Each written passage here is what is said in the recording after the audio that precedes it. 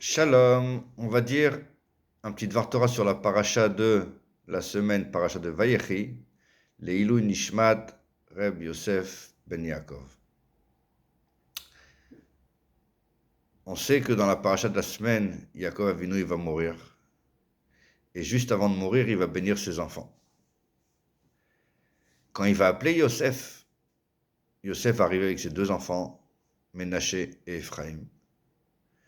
Et quand Yaakov va désirer bénir ses petits-enfants, Yosef va placer Ménaché à la droite de Yaakov, puisque c'est le Bechor, le premier-né, et il va placer Ephraïm à la gauche. Yaakov va croiser les bras, de manière à ce que sa main droite soit posée sur la tête de Ephraïm, et la main gauche sur la tête de Ménaché. Et il va bénir ses petits-enfants.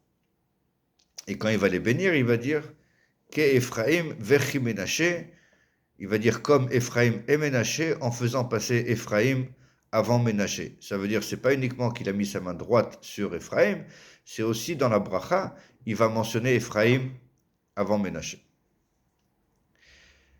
Et nous aussi, quand on bénit nos enfants, quand les parents bénissent les enfants, quand ils bénissent les garçons, ils disent Yesimcha Elokim ke Ephraïm vechi Ménaché. Que Dieu il fasse que tu sois comme Ephraïm et Ménaché. Et nous aussi, on fait passer Ephraïm avant Ménaché.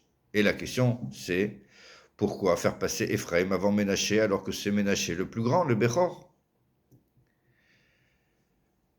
La question, c'est de savoir qu'est-ce qui s'est passé dans la tête de Ménaché à l'instant où son père a retiré sa main droite de sa tête pour la mettre sur la tête de son petit frère Ephraïm.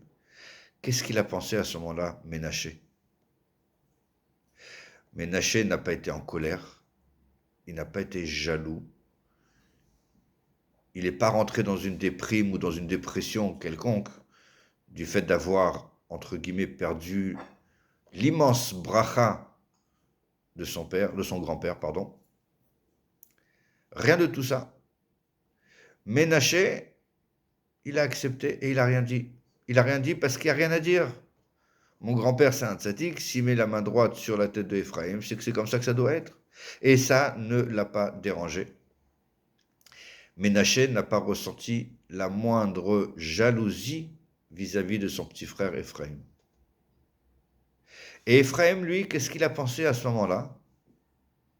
Il aurait pu penser avoir des pensées d'orgueil, d'autosatisfaction, de se dire je suis mieux que mon frère, voilà, mon grand-père il fait passer sa main droite sur ma tête au lieu de la sienne à lui, c'est extraordinaire, je suis encore plus grand que mon frère.